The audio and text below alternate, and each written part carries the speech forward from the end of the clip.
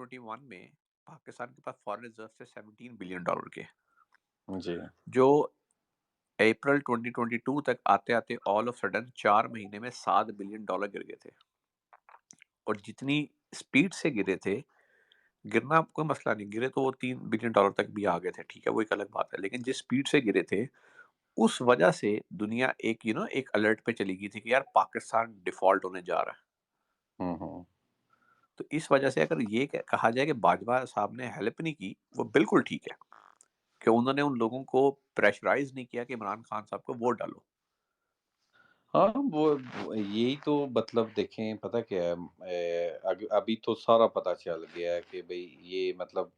Establishment ہی جو ہے نا حکومت بناتی ہے، یہی گھیرتی ہے. مطلب نواز شریف صاحب کو مطلب کس نہیں نے ایسا اگر نہیں یہاں پہ بات سنیں، اگر باجوہ صاحب بے شک ہاتھ ہٹاتے تھے، کیا اگر آپ کو نہیں لگتا عمران خان صاحب نے اگر ایم کیو ایم کے ساتھ اپنی بات بنا کے رکھی ہوتی، جو کہ سیاستدان کا کام ہوتا ہے کہ باقی سیاسی پارٹیوں کو ٹیبل پہ ساتھ بیٹھ کر بات کر کے اپنے آپ کو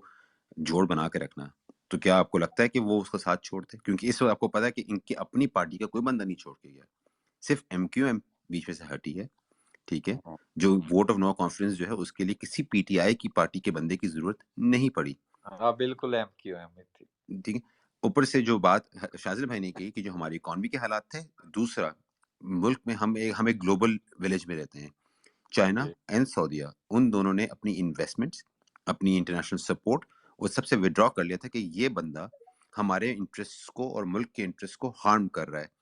چائنا نے خاص طور پہ اعتراض کیا تھا کہ ہمارے سی پیک کے سارے کانٹریکٹس آپ نے کس سے پوچھ کر، کس کی اجازت سے آپ نے سارے کے سارے ہمارے آگے کے فیوچر پلانز آپ نے آئی ایم ایف کے ہاتھ میں، جو کہ بیسکلی امریکہ کی گود میں کیوں رکھ دیے؟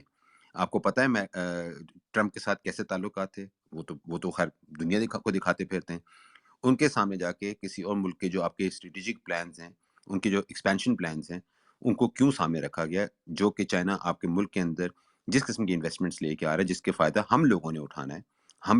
وہ بھی کمائیں گے، ہم بھی کمائیں گے. ٹھیک ہے، ان کے جو کمپنیوں کے جو لونز دیے جا رہے ہیں وہ چائنیز بینک اپنے ہی چائنیز انڈیویجولس کو لون دے رہے ہیں، پرائیویٹ کمپنیز کو، کہ جاؤ جا کے پاکستان میں گوادر کے پاس جا کے سرمایہ کاری کرو، تاکہ جو ہمارے پروڈکشن ٹائم ہے، جو ہمارا ٹرن اراؤنڈ ٹائم ہے دنیا کو مال سپلائی کرنے کا، وہ تیز ہو سکے. کیونکہ جتنا جلدی ٹرن اراؤنڈ ٹائم ہوگا اتنا زیادہ کاروبار ہوگا، اتنی اکانومی جو ہے وہ زیادہ پیسہ سرکولیٹ کرے گا.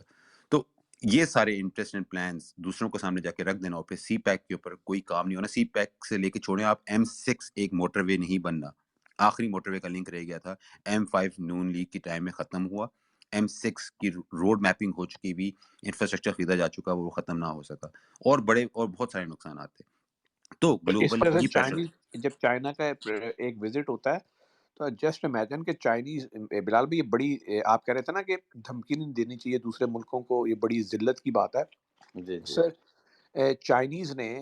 آپ کے رزاق داؤد کو میٹنگ میں بٹھانے سے انکار کر دیا تھا،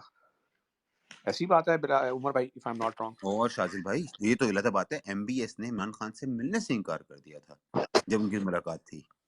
وہ وہاں پر بیٹھے ہوئے پیلس کے اندر میٹنگ کے لیے، ہمارے سر میں ایمبیسڈر ایک اور صاحب نے بات جا کے ایڈ کر دوں، منتیں کی. Murad Saeed was not allowed to visit China. آپ کوئی بھی ایک وزٹ دکھا دیں جہاں پہ مراد سعید چائنا گیا. کی ریزن ہی بلال بھی یہ تھی کہ انہوں نے کہا یہ پاکستانی